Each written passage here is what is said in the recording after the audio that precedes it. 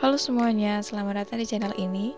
Di video ini saya akan menjelaskan materi HRM berupa pengertian, jenis, dan strategi yang dilakukan HRM untuk perusahaan go internasional.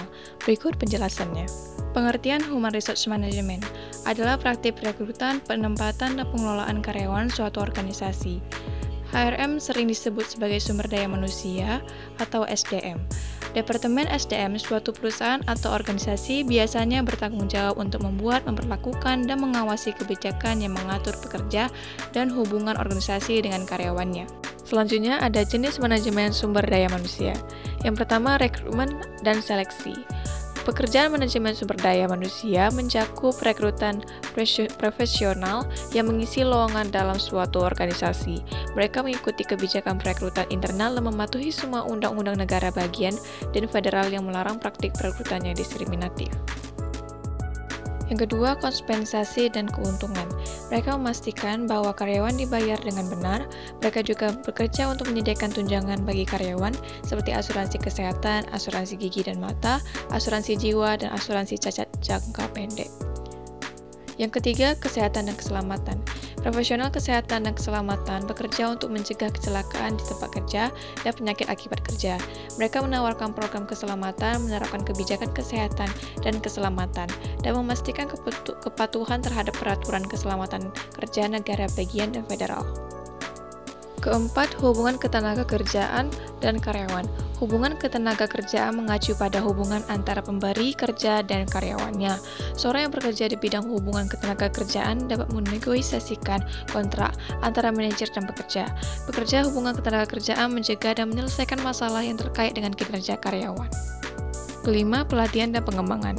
Profesional pelatihan dan pengembangan menilai kebutuhan pelatihan organisasi, memberikan pelatihan kepada karyawan, dan mengevaluasi hasil program pelatihan yang telah diselesaikan.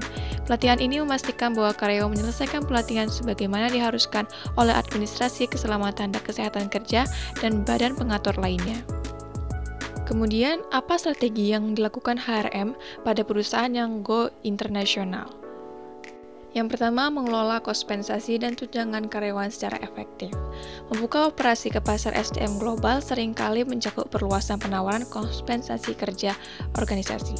Mengelola tunjangan karyawan dan penggajian internasional dengan berbagai mata uang dalam proses penggajian, membuat kemajuan untuk penyertaan waktu dan kehadiran berdasarkan berbagai budaya, dan mencari sumber daya SDM yang beragam, sangat penting bagi struktur kompensasi SDM global. Yang kedua, meningkatkan hubungan karyawan. Inti dari dukungan SDM terletak pada pendampingan karyawan, terutama saat memanfaatkan organisasi dalam skala SDM global. Sebagai penasihat SDM, pengembangan sumber daya manusia harus selaras dengan cara organisasi dapat memenuhi kebutuhan SDM dengan visi global. Yang ketiga, mengoptimalkan pengembangan dan pelatihan karyawan. Pembelajaran dan pengembangan merupakan kunci dalam SDM internasional karena berfokus pada cara memotivasi individu sekaligus meningkatkan budaya perusahaan.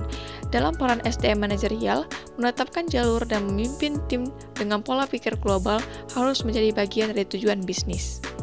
Yang keempat, menjaga kepatuhan hukum dan etika. Tetap mematuhi berbagai undang-undang tergantung pada wilayah karyawan dalam SDM global bukan sekedar strategi bisnis yang tepat, tetapi juga fungsi SDM yang wajib dan etis yang paling berharga bagi organisasi. Personal SDM memiliki tanggung jawab untuk beradaptasi dengan undang-undang ketenagakerjaan di seluruh dunia dengan memperhitungkan perbedaan undang-undang dan kebijakan dalam jaringan global. Yang kelima, integrasikan sistem SDM dan pemrosesan data. Tingkatkan sistem informasi SDM, kelola catatan karyawan, dan prioritaskan sumber data untuk kemajuan perusahaan Anda dengan sistem SDM.